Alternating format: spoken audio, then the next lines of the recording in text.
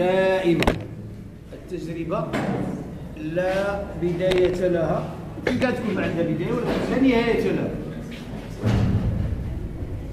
سواء كان كاتب كبير ولا صغير، شاعر كبير ولا صغير، دائما هناك محاولة أولى. ماشي محاولة، ماشي تجاهل.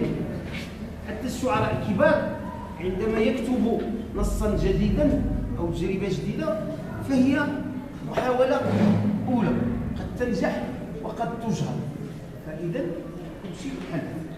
هذا طبعا كل ما استمعنا إليه واستمتعنا به فيه كثير من الالتماعات والإشراقات الفنية والجمالية. هذه الالتماعات والإشراقات باختصار شديد، والوقت ما كاينش طبعا، وأتمنى مستقبلا أن تستضيفوا بعض الشعراء، وأنا مستعد مرة أخرى، وتكون ورشات للإبداع.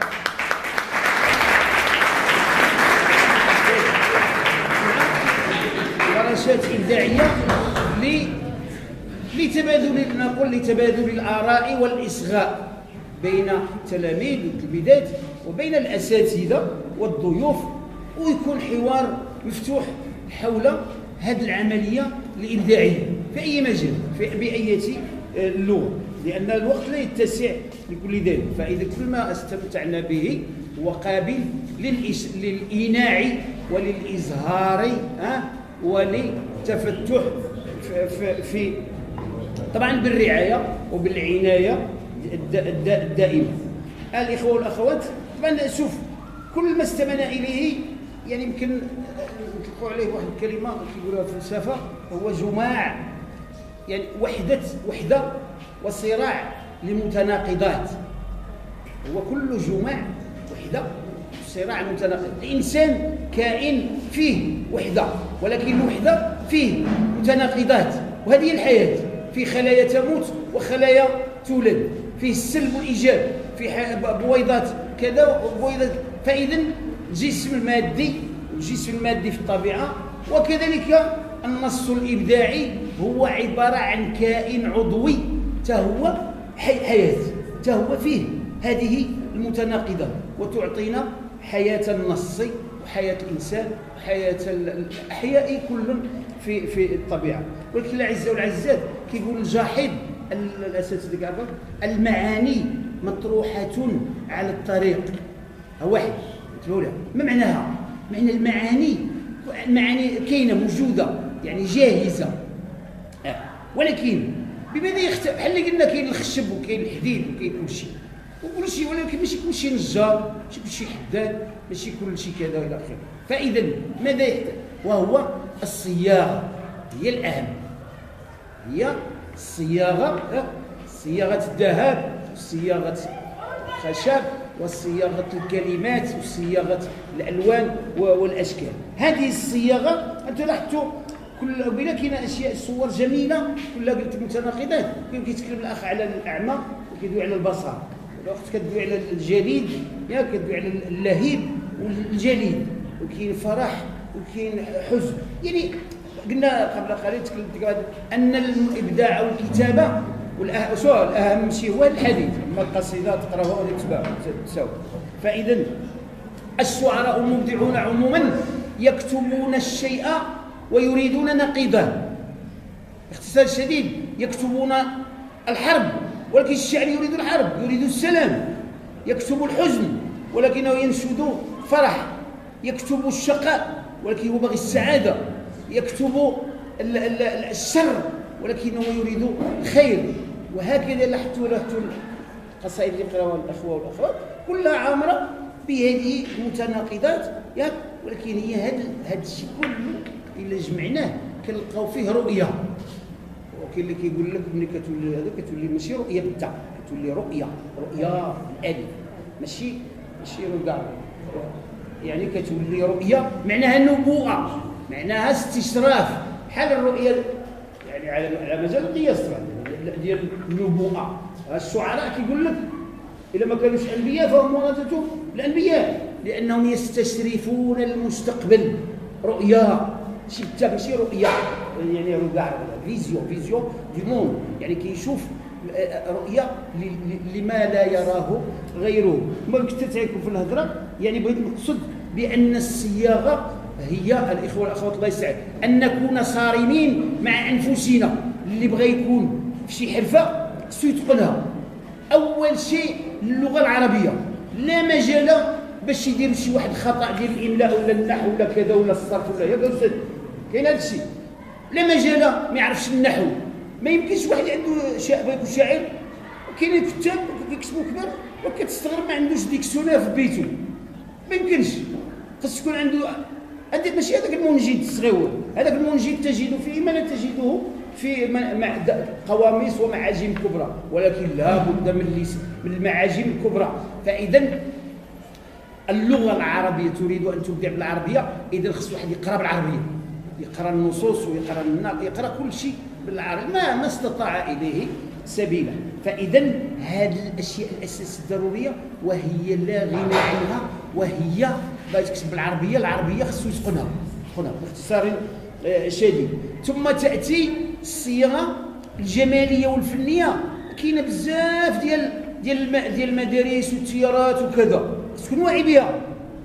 واش باغي تكون واقعي كتب الواقع كما هو، باغي تكون سور ريال يعني فوق الواقع، كاين شكل اخر، باغي تكون رمزي، باغي تكون طبيعي. يعني المذاهب والاتجاهات نتعرف عليها من خلال، بحال الموسيقى بحال اي نوع من انواع الاخرى.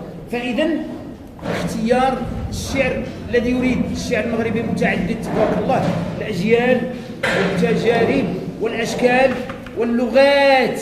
فيه بالعربيه الفصحى، نبدا على الفصحى، فيه القصيده العموديه، وفي هذه الاخت قرات لنا شويه القصيده اقرب ما تكون الى القصيده العموديه، واخت قرات لنا قصيده نطر هو امبروز، ولكن قرا الاخ الزجاليه، وكاين الحسانيه، وكاين باللغه الفرنسيه والانجليزيه وكذا باللغات. فاذا اللغه شي مشكل ان يكتب ليس باي لغه شاء، وأن يبني تجربته على أي اتجاه أو مذهب فني، ولكن عن وعي، لأن الأشكال الفنية والجمالية مختلفة من شكل إلى آخر، والشعر هو جماع لكل شيء، ما كاينش شي حاجة بعيدة عن متناول الشعر. الشعر فيه السينما، فيه التشكيل، فيه الموسيقى، فيه كل شيء، فيه الرواية، السرد، القصة، فيه المسرح، الحوار، فيه كل شيء، فيه الفلسفة، فيه الفكر، فيه الكيمياء، الفيزياء، فيه الرياضيات، فيه كل المعارف مفتوح عليها الشعر. ولذلك كتلاحظوا ملي كتقراو هذا الشيء في المقررات غادي يقول لك شعرية السينما، وشعرية السينما شعرية السينما، لأن كاينة السينما الشعرية فعلا، الصورة الشعرية في السينما، شعرية اللوحة، شعرية الحياة، يعني حتى الحياة التي نحيا هل فيها شعرية ولا لا؟ أن نخلق شعرية في حياتنا، معنى أن تكون حياتنا متناغمة، يعني حسب ما نريد نحن. الإخوة والأخوات، الشعر لا يتعلم، ما يمكنش نعلمك الشعر ولا تعلمني الشعر، ولا الأستاذ يعلمك الشعر ولا تكون أكاد. الشعر تجربة ذاتية محضة، وملي كيكون ذاتية كيتولى مع العشق، حب، ما لا أحد موت. أنا واحد المرة كتبتها ولا على كل أنا خليوني بكتب. الشعر تجربة موت، لا أحد ينوب فيها عن آخر. واش واحد إلا مات غادي ينوب على شي واحد في الموت؟ أبدا. كذلك الحياة، هل ينوب أحد عنا في الحياة؟ أبدا. فإذا أنت تريد أن تحيا حياتك أولا أن تنقلها إلى الشعر بصدق وبأمانة وبجمال وبفن، وأكيد أنك ستعبر عن ذاتك، ولكن أكيد ستعبر عن ذوات الآخرين، وهذا هو الفن.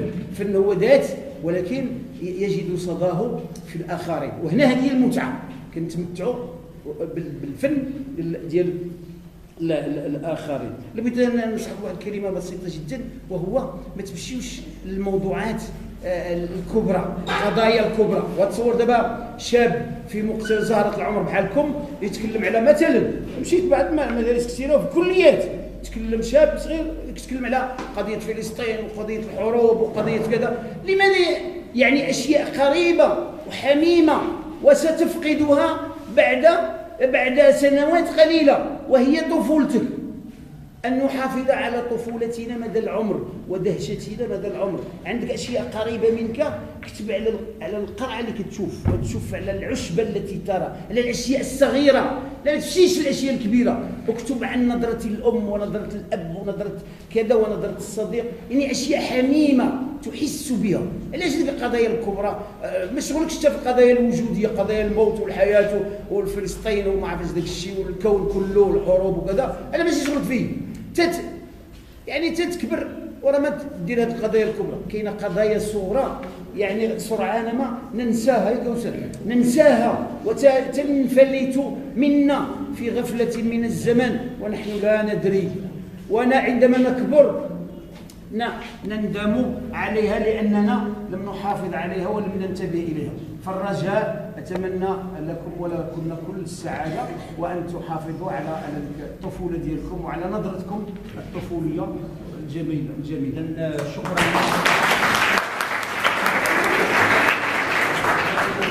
شكرا للمشاهد ديالي على هذه الملاحظات. من بعد قراءات فقط من بعد قراءات وصلت في الاخير اللي بغيتو. وانا اختار انا قلت اذا كنتكلم معكم والله بقلبي مفتوح وعفوي، يعني لا وعلى نوحي عيونكم وصافي. يسمح لي بطول حال الاستاذ بحال الشاعر كبير بحال العفو بعد ملاحظات التي لاحظت على القراءات، وهي غياب الموسيقى الشعرية، رغم أن الموسيقى هي عنصر أساسي في الشعر. الشعر كلام موزون مقطع كما جاء بها في المقال،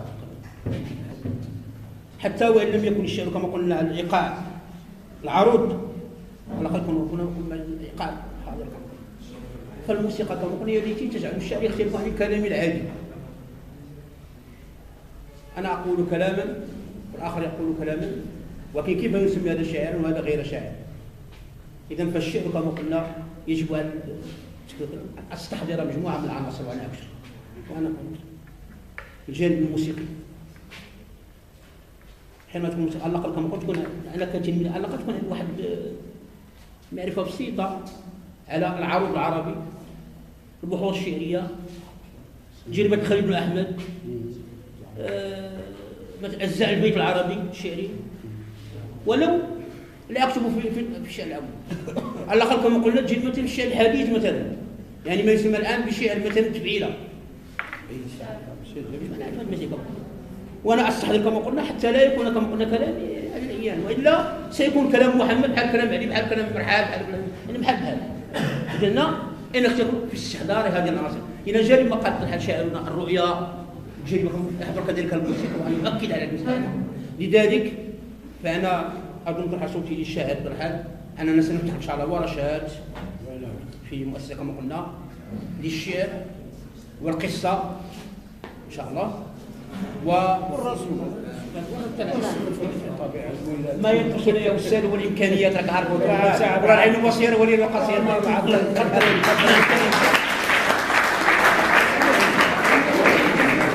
إذن ننتقل الآن لنستمع إلى ضيفنا الكريم يتحفنا ببعض القراءات الشعرية فليتفضل مشكور.